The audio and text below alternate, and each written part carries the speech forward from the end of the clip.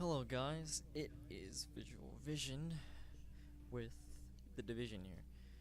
Now, I said earlier in I think, I think I said in one of my, I think in my introduction, I think I said I was gonna make a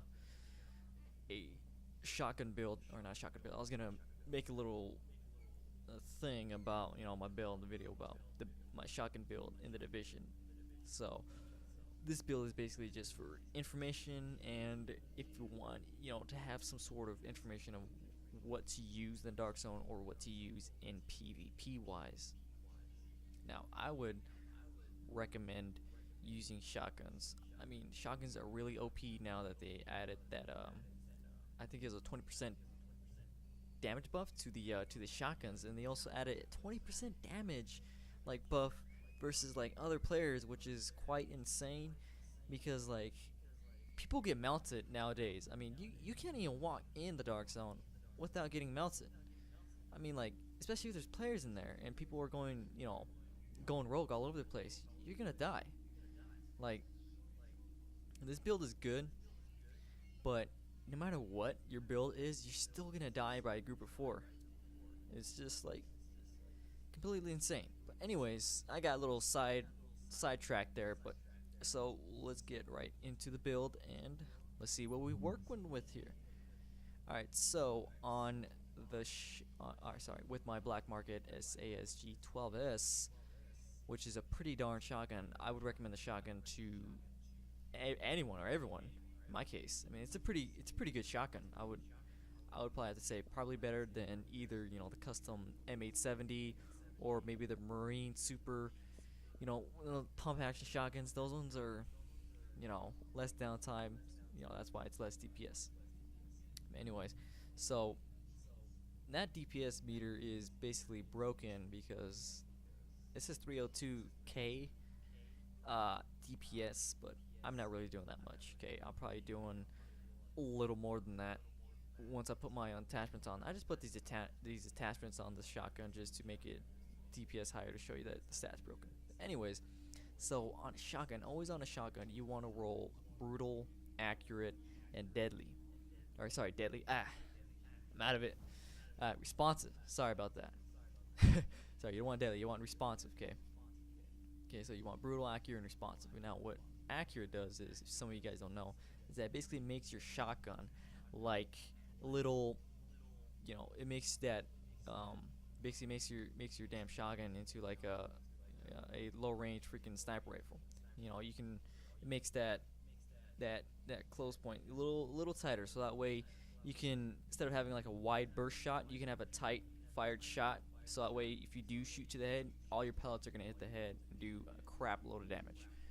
So you're going to want accurate always on a shotgun. Okay, and then with my secondary weapon, I'm running a first weapon that's 204. I know I can do better. I mean, I just have a hard time finding weapons these days. I mean, I got lucky with this shotgun. I did. I stole off of a rogue, and then I looked at it and I was like, oh, I gotta extract this son bitch. So that's what I did. I just kept running, and then I just went to dark zone, in a checkpoint, and I just closed the game, so that way I can enter dark zone with no one in it, so that way I'll be safe when I extract. That's what I did. I I think some of you guys should do that. Anyways, with my marksman rifle, I think that's what you should do too. Roll, if you have sentry's call, roll weapons. Get some weapons that have the ability to mark people or mark enemies, NPCs, or PCs, right? So marksman rifle, I'm always gonna rock a marksman rifle, or sometimes I have this navy. Sorry, is it this one? No, it's this one. Because this one has brutal, destructive, and skilled. This one skilled. Every time I get a headshot kill, my signature ability goes way up. It is super insane. This is an OP talent. If you can get a weapon with this in your third slot, I would recommend not using it like as a main weapon, but using it as a side weapon. So if you use your signature skill, you can just easily, get it back and use it again. Keep on using it. I'd recommend that. I use that for PvP as well, so that way I can just get my sentry skill up whenever I'm on the run. But anyways, I'm running 5-piece sentry's call here. Now, running 5-piece can be very dangerous because one, you can easily get sticky bombed by someone that has a really good sticky bomb, and that's pretty bad. I mean, like if you're on a roll and you're like, oh shit, I'm taking out these bros left and right, and then all of a sudden some dude just comes along and you gone. That's it. End of story.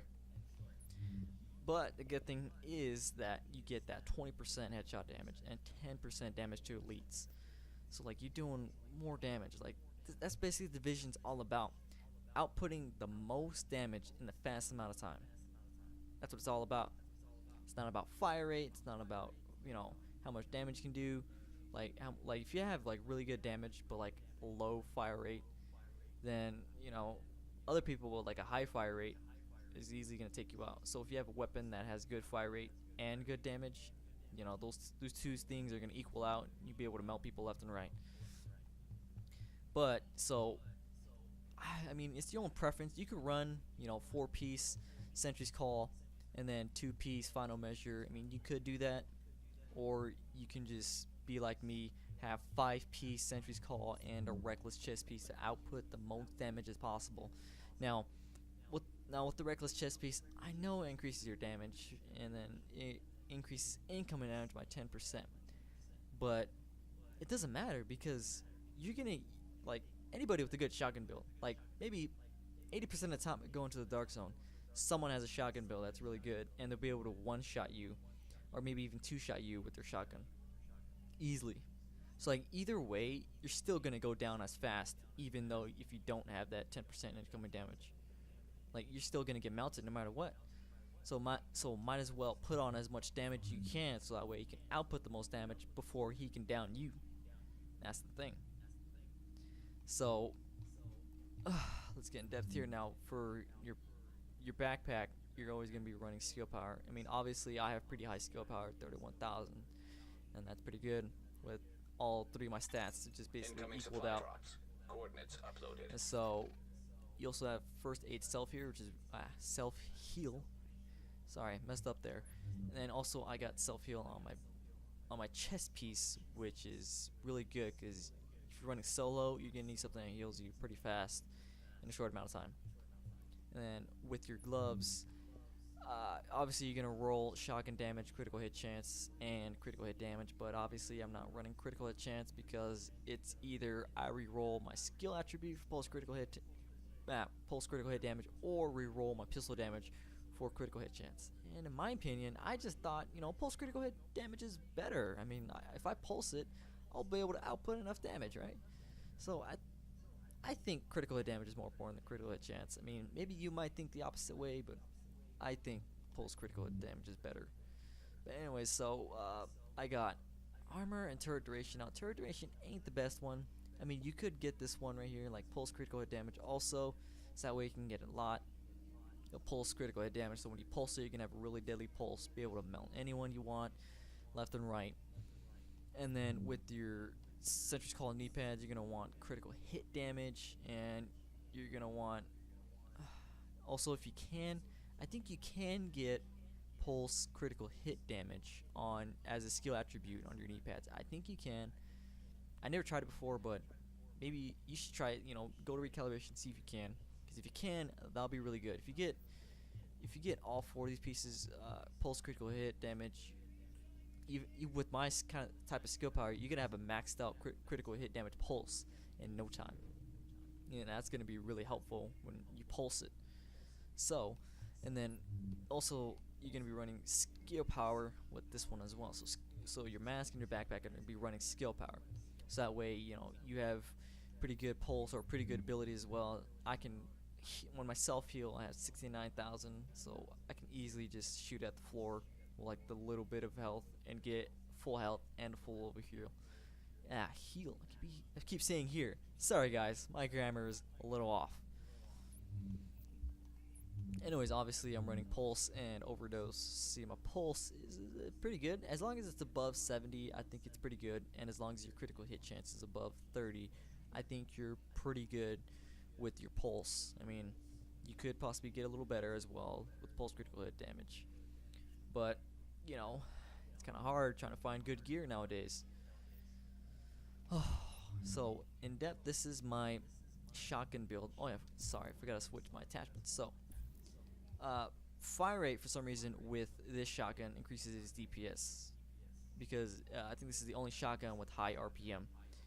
Now, me, since it already has high RPM, I would recommend just putting weapon damage so that way you can output more damage. And then me, since you're gonna be firing it a lot, it's gonna kick up. So you're gonna either want horizontal stability or stability, but I would recommend stability. But if the best you can do is horizontal stability, you know, go to it.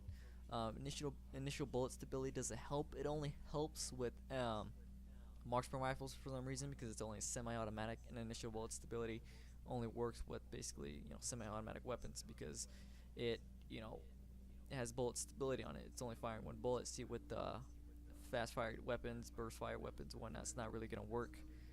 But anyways, you're gonna want to have stability on this type of shotgun. Okay, and not with the other shotguns, because if you have a pump action shotgun, when you fire it, yeah, it's gonna kick up, but you have enough time to where it's gonna come back down, and you have enough time to lock onto the enemy. See, as for this one, it's gonna need stability. So, all in all, this is my in-depth, well, not tutorials, basically a guide-ish, you can say, on how to help you out a little bit right now. Like I said, I wouldn't recommend using an SMG in the dark zone because, I mean, so many people are using shotguns. It's crazy. I mean, it's just like, I guarantee you 100%, as soon as you walk in the dark zone, if you look at someone's weapon, 100% it's gonna be a shotgun. The mass majority of people that are playing Division are using a shotgun, and the build that I have right now is very deadly. Like, I can solo heroic missions easily by myself, easily. Even in the what you call it, underground, I can solo. I did a heroic one phase. There's a little glitch on where you can put heroic on a one phase, and I'll show you guys that later. Okay, I didn't discover it, so I'm not taking no credit for that. I just saw it on YouTube. Okay, I'm not sure what YouTuber did it, but I know for sure I saw it by someone else. I'm not taking credit, but I might show you guys if you guys don't know about it. But I'm pretty sure I can solo a 2-phase heroic, no problem, with this kind of build. All I gotta do is just stay behind cover a lot of times. So, all in all, I hope this video helped you guys, and I hope you guys, you know, think about, you know, if you go in the dark zone, should I use a shotgun or should I use an SMG? Go with the shotgun. I would recommend the shotgun with Sentry's Call. Anyways, guys, that was my shotgun build, and I hope you guys like and subscribe. And until then, I'm just a vision, so you never had a visual of me.